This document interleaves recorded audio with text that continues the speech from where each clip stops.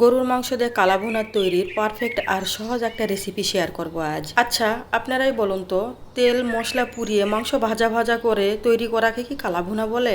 তাহলে আমি বলবো আপনাদের এটা ভুল ধারণা। যারা একদমই অথেন্টিক উপায়ে কালা ভুনা তৈরি করতে চাচ্ছেন, তাহলে আমি বলবো তারা ঠিক ভিডিওতেই ক্লিক করেছে। একদমই কম মশলায় ঘরোয়া উপকরণ দিয়ে অথেন্টিক উপায়ে কালা ভুনা তৈরি করে দেখাবো আজ।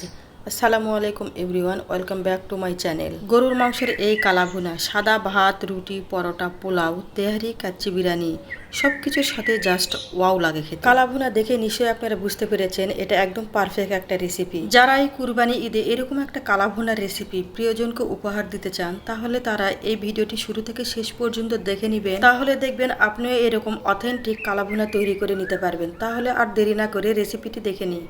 বিসমিল্লাহির রহমানির রহিম। এখানে আমি নিয়েছি প্রায় 7 থেকে 800 গ্রাম গরুর মাংস, আর গরুর মাংসের পিসগুলো একটু বড় করে কেটে নিয়েছি। এবারে এখানে দেখুন আমি একদম হাড় চর্বি মাংস সহ নিয়েছি। আর এই ধরনের মাংস নিলেই কিন্তু কালা ভুনা তৈরি খুবই পারফেক্ট। এবারে যে পাত্রে আমি কালা ভুনাটি তৈরি করব, সেই পাত্রে আমি মাংসগুলো নিয়ে নিলাম। তারপরে এখানে আমি দিয়ে দিলাম হাফ কাপ পেঁয়াজ কুচি।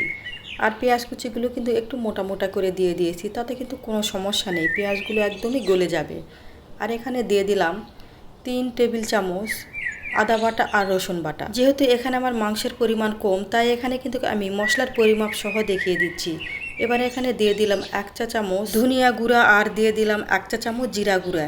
এবারে দিয়ে দিলাম 1.5 চা চামচ শুকনা মরিচের গুঁড়া, আর দিয়ে দিলাম প্রায় 1 চামচের মতো হলুদ গুঁড়া। তবে হলুদের কালার বুঝে আপনারা দিয়ে দিবেন। ভিডিওর এ পর্যায়ে এসেও যারা একটা লাইক দিতে ভুলে গেছেন, প্লিজ একটা লাইক দিয়ে দিবেন। রেসিপি ভালো লাগলে শেয়ার করে নিজের কাছে রেখে দিতে পারেন, কারণ পরবর্তীতে আপনি যখন কালা ভুনা তৈরি করবেন তখন আপনার যেন কাজে আসে।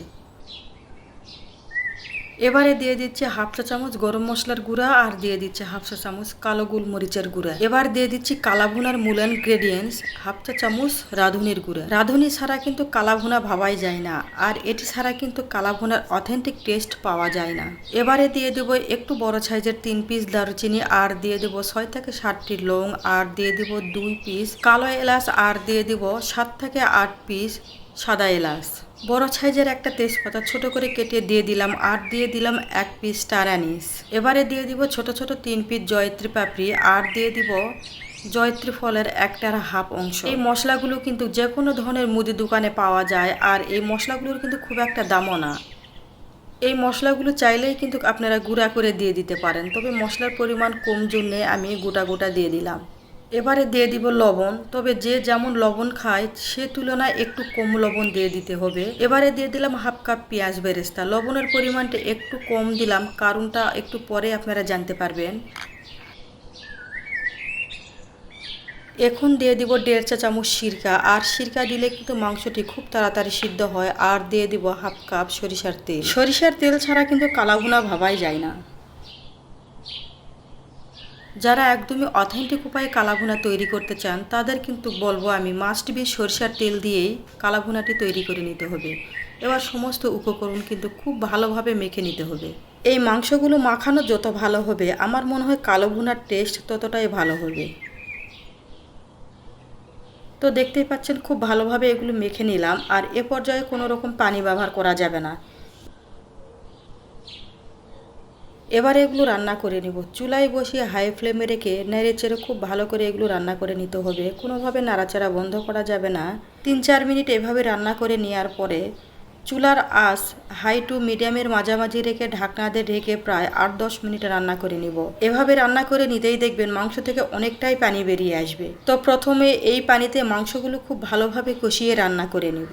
পানিগুলো একদমই শুকিয়ে আসা পর্যন্ত এভাবে রান্না করে নিতে হবে। আর খেয়াল রাখবেন কোনোভাবে যেন পুড়ে না যায়।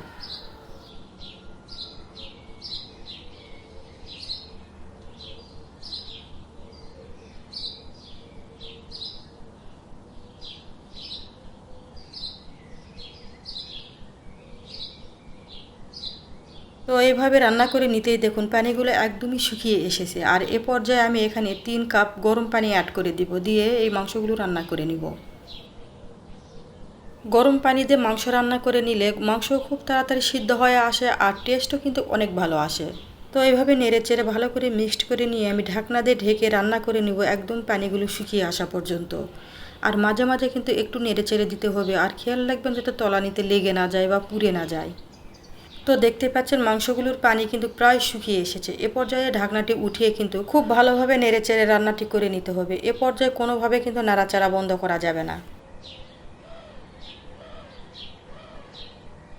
এখন আমি দিয়ে দেবো ডার্ক সয়া সস 1.5 চা চামচ। আর এই সয়া সস দিলে কিন্তু কালা ভুনার খুব সুন্দর একটা কালার আসে। আর তখন যে লবণের পরিমাণটা আমি কম দিয়েছিলাম, কারণ এই সয়া সসে কিন্তু প্রচুর পরিমাণে লবণ থাকে। আপনাদেরকে একটা কথা বলে রেখে হয়তো আপনাদের অনেক উপকারে আসবে। যে ধরনের খাবারগুলোতে সস ব্যবহার করবেন সে ধরনের খাবারগুলোতে কিন্তু একটু লবণের পরিমাণটা কম রাখবেন। তো দেখতে পাচ্ছেন এগুলো খুব ভালোভাবে রান্না করে নিয়েছি। আর এগুলো একটা বাগার দিব। তার জন্য একটা ফ্রাই প্যানে দিয়ে দিলাম 1/2 কাপ সরিষার তেল, আর দিয়ে দিলাম 2 টেবিল চামচ রসুন কুচি, আর দিয়ে দেবো 4 থেকে 5টি আস্ত শুকনা মরিচ। এভাবে শুকনা মরিচ ব্যবহার করলে কিন্তু মাংসতে ঝাল আসবে না, কিন্তু খুব সুন্দর একটা ফ্লেভার আসবে। এরপরে আমি দিয়ে দিলাম 2টি বড় সাইজের পেঁয়াজ কুচি, দিয়ে এগুলো আবারও খুব ভালোভাবে সল্টে করে নিব। এ পর্যায়ে এসে পেঁয়াজ রসুনগুলো যখন এরকম ভাজা হয়ে যাবে তখন এখানে আমি মাংস দিয়ে দিব। দিয়ে সঙ্গে সঙ্গে ঢাকনা দিয়ে ঢেকে রাখবো, যাতে এর ফ্লেভারগুলো মাংসের মধ্যে খুব ভালোভাবে বসে যায়।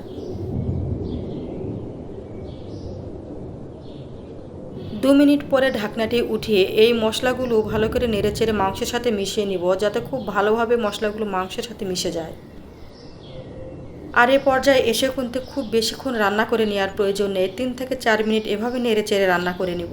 এবারে দেখুন মাংসের কালারটি জাস্ট অসাধারণ এসেছে। এবারে এগুলো নামিয়ে ঠান্ডা করে নিব আর পরিবেশন করে দেখিয়ে দিচ্ছি। দেখুন কতটা লোভনীয় হয়েছে।